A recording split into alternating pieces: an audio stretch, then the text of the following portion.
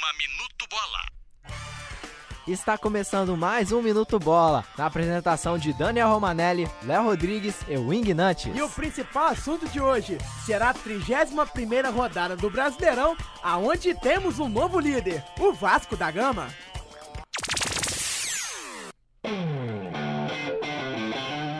É isso aí, começar o programa e vamos passar os jogos que tivemos no final da semana. E os jogos foram, vai Léo. Exatamente, vamos começar pelo sábado, Daniel, aonde o Figueirense surpreendeu no Canidé e bateu o Palmeiras por 2-1. Como eu havia dito, o Atlético Mineiro ganhou do Fluminense por 2-0.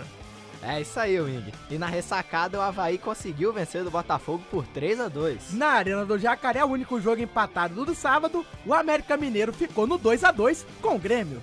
Pois é, vamos pro domingo. São Paulo empatou no 0-0 com o Curitiba, né? Um jogo bem feio. É, exatamente. No Morumbi.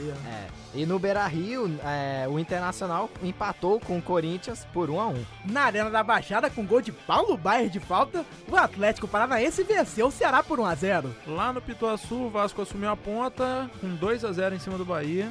No Engenhão, o Flamengo conseguiu um empate por 1-1 com o Santos. Na Arena do Jacaré, o Cruzeiro venceu por 3-2 o Atlético Goianiense e saiu da zona de rebaixamento.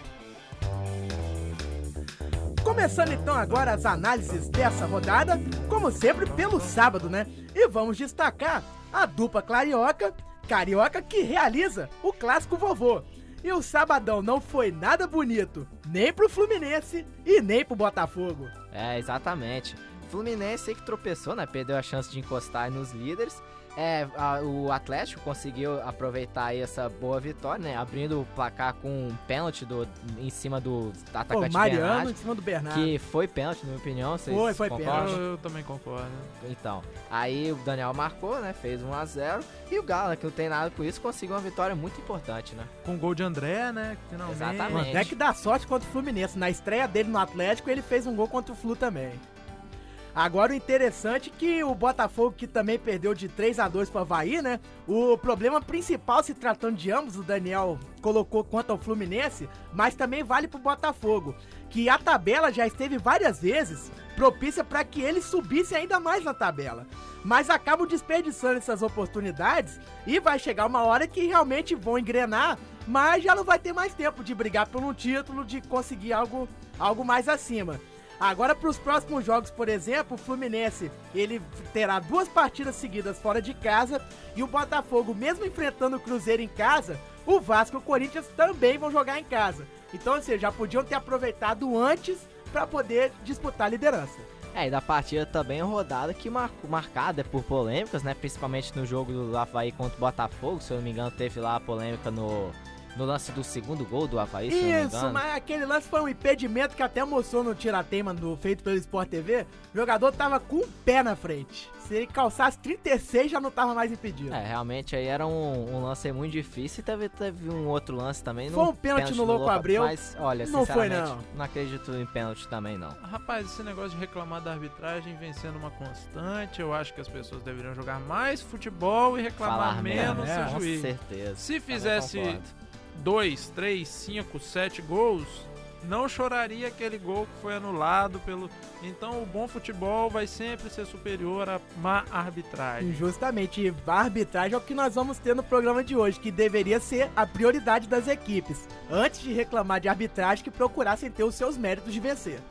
Exatamente. E atualizar a posição do Fluminense e Atlético Mineiro. O Fluminense está em 5º com 50 e o Galo em 16º com 33. O Botafogo é o 4º colocado.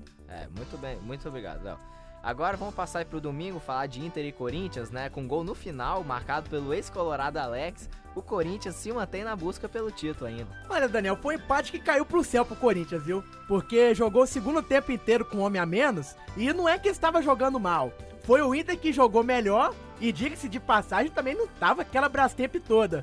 Mas era o suficiente pra vir até ali tendo uma vitória tranquila. 1-0 com gol do Ney de cabeça, que aí no mesmo lance que o D'Alessandro foi expulso, que fez uma falta, o Alex empatou o jogo e mudou a história completamente. Pois é, 2 times muito brigões, 2 times teimosos, muito difícil, um jogo muito pegado. Eu acho que o empate foi assim...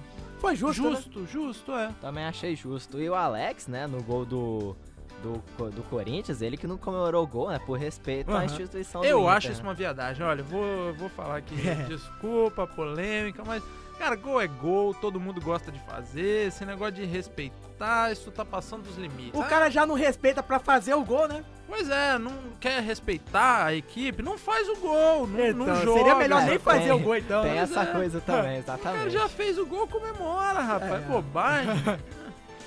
No jogo do Flamengo com o Santos, depois a gente vai comentar, o David, ele fez o gol e comemorou muito. Ele que é considerado aí um... Mas o David também já ídolo jogou do em muito Santos. time Então, também, né? O Alex, ele exatamente. tinha um predomínio maior no Internacional, quando ele jogava pelo Brasil. Mas o David tinha que comemorar também, porque, benza a Deus, pra fazer o gol é uma custa, né, Não Pois tem rapaz? problema pro exatamente. David fazer gol.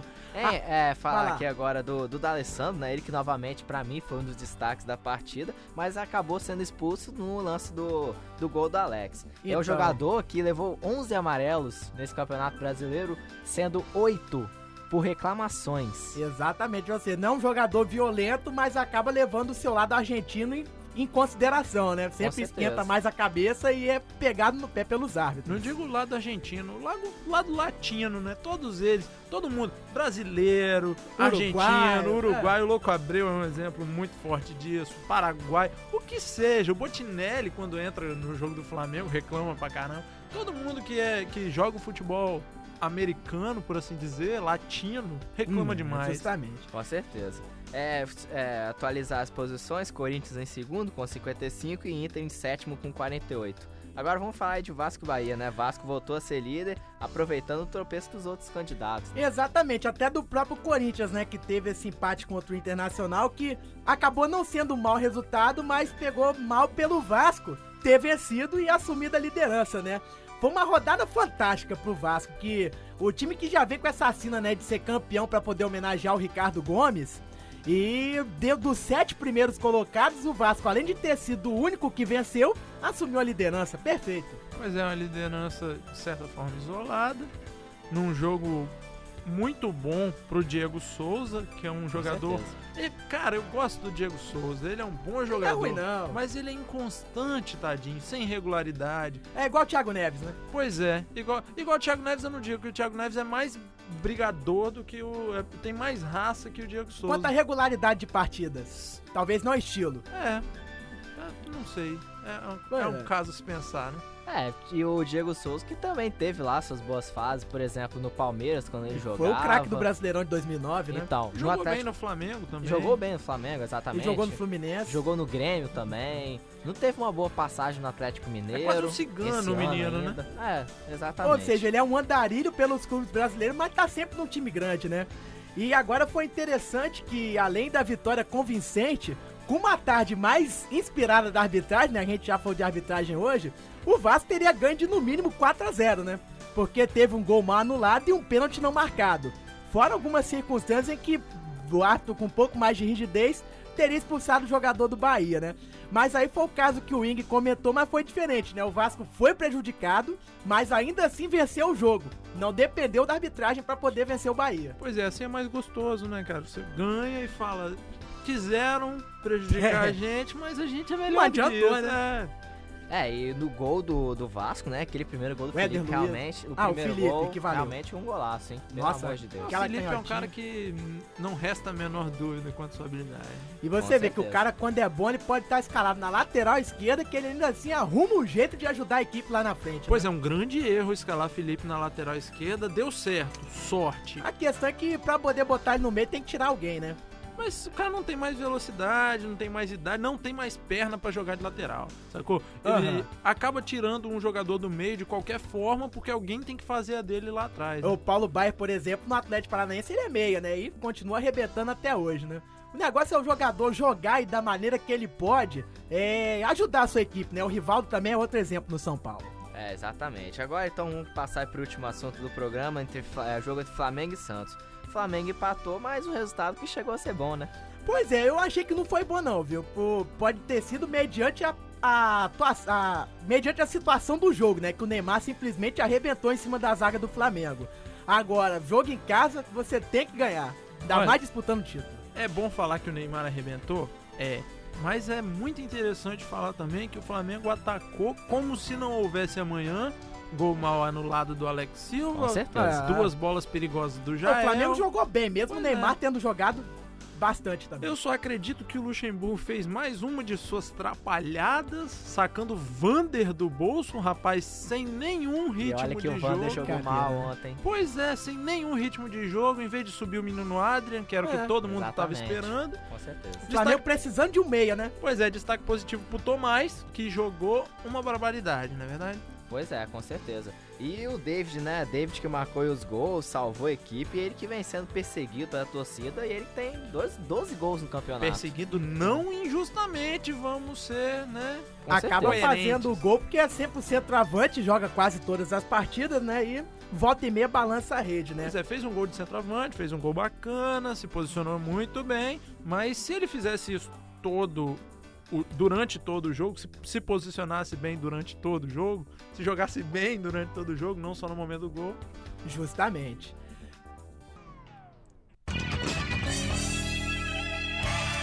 E por aqui fica mais um Minuto Bola. Agradecemos a você, ouvinte, por acompanhar mais um podcast do programa. No programa de amanhã vamos falar de Sul-Americana. Você ouviu o programa Minuto Bola nas companhias de Daniel Romanelli, Léo Rodrigues e Wing Nuts. Na gravação de Monique e Cristina, orientação e supervisão de Ezio Pessali. Programa Minuto Bola. De Sul-Americana É, e Sul-Americana. Sul-Americana.